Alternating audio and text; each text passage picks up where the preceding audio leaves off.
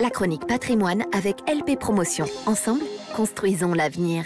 Chaque soir, avec Sud Radio, les conseils avisés d'un professionnel reconnu. Bonsoir Stéphane Boller. Bonsoir Olivier. Vous êtes le fondateur et président de Via Wealth Management. Les chroniques que nous avons déjà consacrées aux résidences de service ont suscité un vif intérêt auprès de beaucoup d'entre vous. Raison de plus pour approfondir, Stéphane. On va s'intéresser ce soir au bail commercial. Juste avant, peut-être pour celles et ceux qui nous rejoindraient, rappelons ce qu'est une résidence de service. Une résidence de service, c'est un immeuble dont les copropriétaires ont décidé de confier unanimement la gestion à un exploitant hôtelier.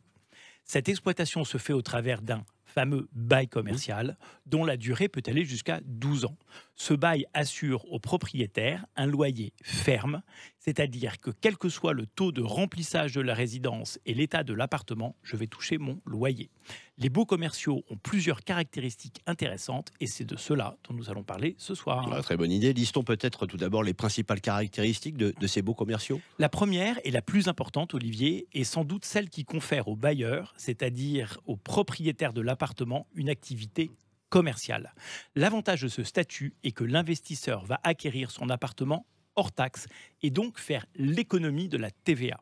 Mais à l'inverse, il devra restituer la TVA sur les loyers perçus. Ouais, c'est-à-dire, soyons concrets, Stéphane, que je vais payer mon appartement 20% moins cher. En quelque sorte, oui. Autre caractéristique ? Eh bien, mon loyer est garanti et ferme, c'est-à-dire qu'il m'est réglé chaque mois ou trimestre, quel que soit le taux d'occupation de l'appartement et quel que soit son état. Par ailleurs, je n'ai pas de frais de gestion locative. C'est rassurant de bénéficier de loyer chaque mois. Autre caractéristique encore, Stéphane ? Il n'y a aucune charge d'entretien de l'appartement. Elles sont toujours à la charge du preneur à bail. Je vais juste conserver éventuellement les charges d'entretien de l'immeuble qui sont beaucoup plus ponctuelles et beaucoup plus faibles. Ouais, donc le loyer net est très proche du loyer brut en réalité. Oui, c'est le cas. Autre caractéristique du bail commercial ? C'est un avantage indirect du bail commercial, mais il permet de bénéficier d'une fiscalité nulle ou très faible sur les loyers que je perçois de la part de mon locataire. Et donc, mon rendement est presque net de fiscalité. Mais nous parlerons de cette fiscalité particulière dans une prochaine chronique. Et rapidement, quels sont les inconvénients du bail commercial ? À condition de bien choisir son exploitant, il y en a assez peu. Si l'exploitant est notoirement solvable, il va payer les loyers probablement très au-delà de la durée du premier bail. Il faut donc vraiment bien choisir son exploitant. Mon expérience m'a montré qu'il y en a très peu de bonne qualité.